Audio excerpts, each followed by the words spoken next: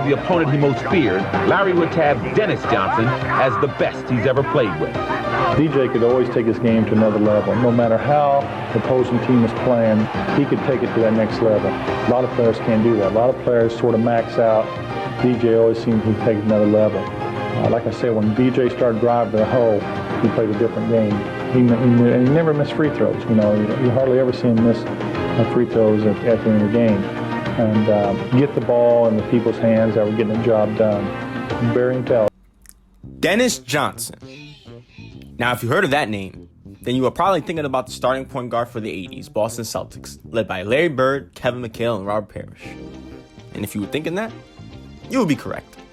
DJ, as he was often called, was one of the integral parts of the 80s Boston Celtics. He did everything, from passing, scoring, rebounding, and defending for those Celtics teams. He did the dirty work and did everything he was asked to do as a key role player for Boston. However, for all he did for those Celtics teams, he did a lot more throughout his career, to the point that his case should be heard in the discussion for the NBA's top 75 list.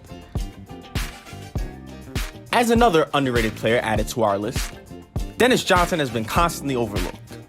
He wasn't a flashy type of player, so he had to make that up with the mentality to win. And don't get it twisted, Dennis Johnson was a winner.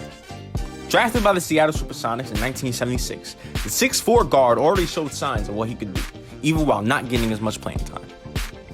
But he eventually got more playing time. And in the second season, he was a key role to help the Seattle Supersonics reach their first NBA Finals, going up against the Elvin Hayes and Wes Unseld-led Washington Bullets, who are currently the Wizards now. Throughout this playoff run, and his time in Seattle, he showed more of everything that he could do. His scoring ability, whether that be driving in the paint or in the post, his rebounding ability for a guard, and the most important aspect that helped his team, defense. He was a great defender, limiting everyone he was up against. He was amazing at stealing the ball, playing the passing lane, and pickpocketing his matchups. And for the other aspect of defense, he was no slouch, as he was one of the best blocking guards ever. He was nicknamed Airplane for the way he would fly to contest and block a shot. He proved it as well when in Game 3, he set the record for blocks by a guard in a finals game with 7. Yes, you heard me right. 7 blocks. He is currently tied for, I believe, around 7th, because there's a tie for 2nd, and that's like 8 players. And there's a tie for 3rd, which he's in, and there's like 8 players. But that's still impressive, even with all those players there, because when you look on that list, everyone there was a big man, and at least at the height of 6'10". Everyone except for him. He averaged 16 points and 2 blocks in that finals, but they would eventually lose to the Bullets in 7. However, that was just the start of his ascension. The following season, he was an NBA All-Star and was named first-team All-Defense, one of many. Then, as their star, him and fellow star guard Gus Williams would lead Seattle back to the finals in a rematch against the Bullets. They would beat them in convincing fashion, 5 games, with DJ putting up impressive performances all throughout. He averaged 23 points, 6 rebounds, 6 assists, 2 steals, and 2 blocks, winning Finals MVP, as well as giving the Supersonics their first and only NBA championship. He would continue to play great in Seattle up until his trade to Phoenix, where he still showed that he was still a great player, being named to another All-Star team selection, scoring the ball more, and gaining his only All-NBA first team nod, as well as gaining more first-team All-Selections, all defensive selections, that is. Now, we come to the point where DJ played the most meaningful basketball of his career, and that was with the Boston Celtics. He instantly elevated that team, and he fit in perfectly with Boston, as they didn't need a star because they had Larry Bird. They didn't need post presence, whether offensively or defensively, because they had McHale and Parrish. What they needed was someone that can alleviate the pressure off of Bird, as he was constantly getting double teamed. And they needed someone who could defend as well as do a little bit of everything. Well, that was Dennis Johnson. In big moments, In situations, he was constantly left open due to the double team with Larry Bird, and he was always make the opposing team pay for that. He was their best perimeter defender and helped guard some of the best in the league. And he had a good skill of everything and played his role without overstepping.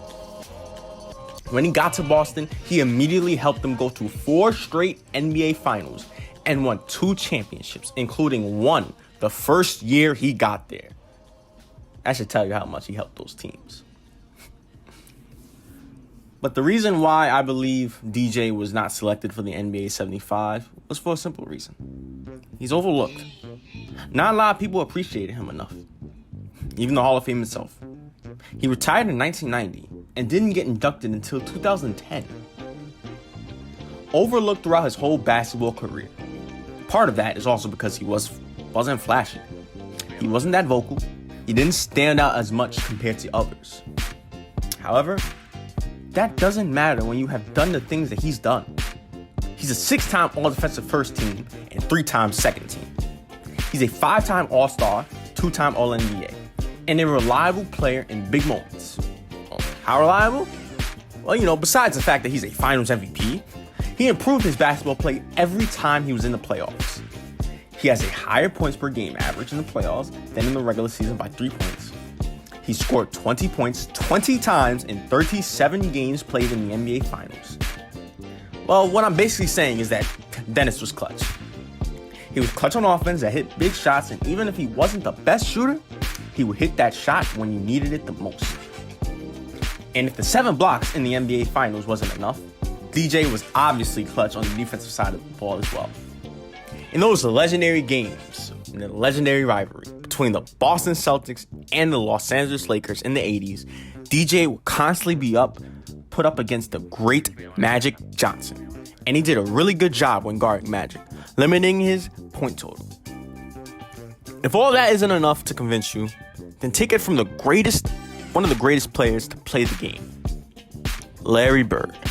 As he has said that Dennis Johnson is the best player he's ever played with.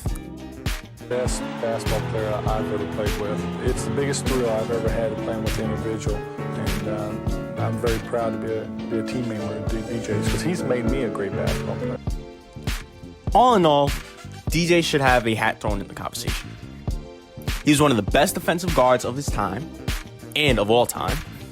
He's a winner that has 3 championships, 2 of which he played a valuable part in being a part of the legendary 80s Boston Celtics teams. He was a clutch playoff performer in putting his play in the playoffs. He was a great player that fit the role for every team he was on. And most importantly, he was the best player on the Supersonics, winning Finals MVP, giving the franchise their only NBA championship. So, was this enough for you to put Dennis Johnson in the NBA's top 75 list?